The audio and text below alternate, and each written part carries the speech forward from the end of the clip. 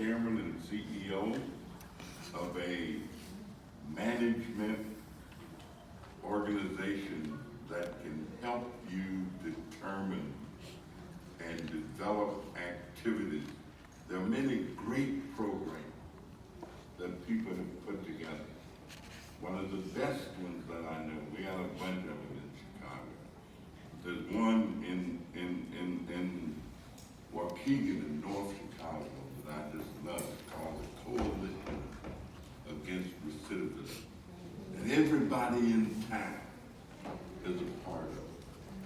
The judge, the prosecutor, the public defender, the NAACP, the Urban League, the Board of Education, everybody is a part of it. When a person gets out of prison and come back to that area, somebody will intercept them and say, John, we know you're coming back next week. Whatever your needs are, let us know. We got somebody who can help you. If you got a drug problem, we can send you to one of those. Don't have nowhere to stay, we got somebody who can help you find a place to stay. You don't have a job, we got somebody who can help you find a job. You don't have any education, you need training, you need a GED, you need whatever you need. We've got somebody that can help you do that. So we're delighted that Mr. Holder is with us, and he's our last panelist for this segment. Oh, we got some others, Judge. Oh yeah, Judge. We just gonna transition.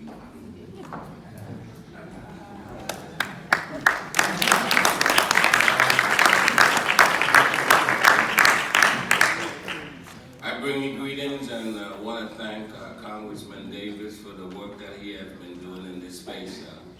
You know, what you see before you is a young man from the Twin Islands of Trinidad and Tobago who came on the back. An illegal immigrant mother who joined the Marines at 17, studied criminal justice, and started a career in the Federal Bureau of Prisons at 22 at USP Long Park, California. Just looking for a job, packed my bags, went from Brooklyn, New York. There was 9 black correctional officers at USP Long Park. There was 30,000 federal prisoners at that time in 1980. And so I said that I was part of the belly of the beast, but I wasn't afraid of the beast. And as I progressed my career in corrections, I became the youngest warden at the time of, at the age of 38, and recognized that we have to look at prison differently. And so I've been working with Danny for many, many years. I'm also the immediate past national president of the National Association of Blacks in Criminal Justice, which comprises of groups of African Americans that work in the criminal justice field. And I see our national president is with us today, Ms. Terry McGee out of Houston, Texas. And and I'll be brief. Let's understand that the problem we face is massive. You know, my last assignment was at the largest federal prison. I was the warden at Coleman, which has about 8,500 men and women. And I used to tell the folks that we used to call Coleman holy ground, because we created an environment. What I realized is that, you know what, these brothers and sisters, they just want the opportunity, like Jeff said, right? Is to create an environment where people can really fulfill their God-given potential, and we did that at Coleman with a lot of pushback from the BOP. You can imagine, you know, I tell folks that, you know, we brought in the workforce development truck on the compound, 18-wheeler, so we can expose the guy, because I said, you know, when you leave here, most of those guys don't know what a computer was. And so we brought the people to the prison, and that's what we really got to do. We can't wait till they get to the door and try to change behavior. So, one of the things I did in my prison, I didn't have work call. I give them 2 weeks. I said, listen, when you go on the streets, nobody's going to be calling on the loudspeaker work call. We gotta hold prisons accountable. So I want to focus my brief remarks on 3 things, right? Rehabilitation, restoration, and return on investment. And I've written a book called Can Any Good Thing Come Out of Prison? The Case for Prison Restructuring and Reintegration. Because I think we have allowed the prison administration to get away and put all the accountability on the residents. And it should be mutual. It should be an environment created for mutual respect. So my staff didn't call a resident by hey boy who had there. They had to, if they didn't know their name, they called them by sir.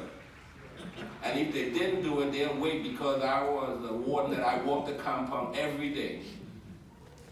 And I never had one homicide. I was a warden for 12 years. And I'm not bragging, I'm just telling you what it was like.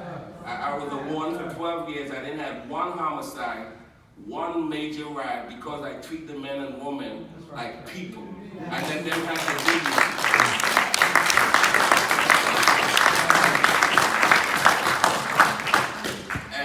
And the gentleman that wrote the foreword in my book was doing life plus 40 years. He was a big-time pastor that was laundering $1 million a month through a church. And I told him if he continued to serve God, because all of my program was spiritually grounded too. And back then that was difficult, trying to bring spirituality into correction. But I wasn't afraid, because I knew I served a higher power. Yes, sir. And now I told this gentleman, if you continue to serve God the way you do, he'll bless you. And he only served 13 years. He was the cellmate of Jared Kushner. He was the cellmate of Chelsea husband's father. Most people don't know he was in federal prison.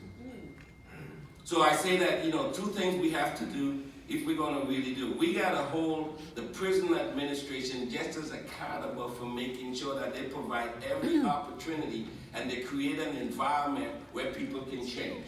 So we'll have to move some people, because the reality is everybody doesn't want to change. So those aggressors, and we got to move them out of the way. So I had guys. My prison was this. Everybody was accountable. So if one mess up, everybody. So I built accountability within the prison. So when the guys come in, I did town hall meetings every 6 months. I'll talk to all as a group. I'll tell them what I expect. They'll tell me how I do it.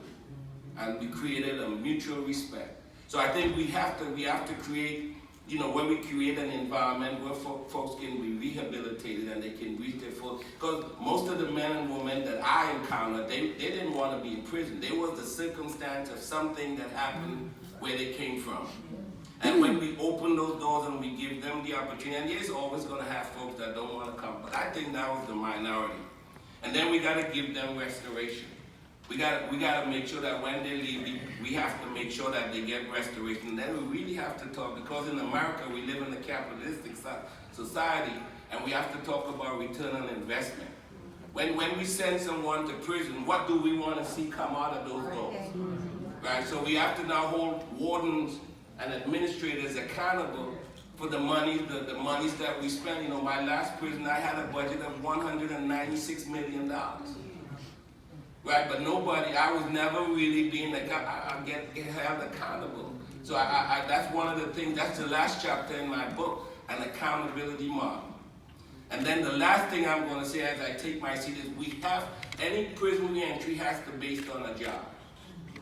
We can talk about all the other stuff. We got to talk about jobs. Right now in America, right, we have 6.6 million unemployed people. We have 7.2 million unfilled jobs. And yet we have returning citizens with unemployment rate 60%. So something is wrong. So what we have to do is go back and say, listen, we can't do the same old thing, because we can only have so many hairdressers or so many barbers or so many chefs or whatever. We have to change the time. So I'm challenging the prison system to embrace technology And that's something that they're afraid of. I volunteered to be the first federal prison to have an email. And those my counterparts was laughing at me because they said, man, you crazy. These guys gonna be on the World Wide Web, and they didn't because they didn't understand the value of technology. And I think we at that point again. This was 2003, right? So we have to create it right now. There's the virtual freelance technology. Some refer to a digital boot camp. I'm working with a group that does a nine vocation in 90 days. They can take the course, and there's tons of work. And you don't need a degree, you don't need a resume, once you learn that stuff, it's called freelance telework. And there's 35 million Americans working in that field, and you don't have to talk about your record, it's all done online. Right? All you need is a laptop, and you need internet, and there's a lot of work out there. So we gotta stop thinking, we gotta think of the future. So that's my passion, and again, I've been always a forward thinker, and that's a gift, and I thank God for giving me that gift. So I'm fighting, I created a non-profit because most people say a retired warden fighting for the returning. I do that. A sad story, as I was here, one of my former inmates that was caught up in the crack, a formerly incarcerated individual, she's an 80-some-year-old woman, and I got a phone call and she said, she was in the hospital and she wanted to talk to me. And I called her, I made a point, I called her on Wednesday at 6 o'clock. They called me and I tried to speak to her, and they took the mask out of her face and she couldn't talk, but she heard my voice. The next day she died. In fact, she's being buried today. I run a nonprofit, and I bring to my city every year individuals that were incarcerated with me in Coleman, and I help to motivate them and to encourage them to continue to keep the fight. And I let them know it's going to be difficult. When you come out, you're going to face more obstacles than you will ever face, but you got to stay strong.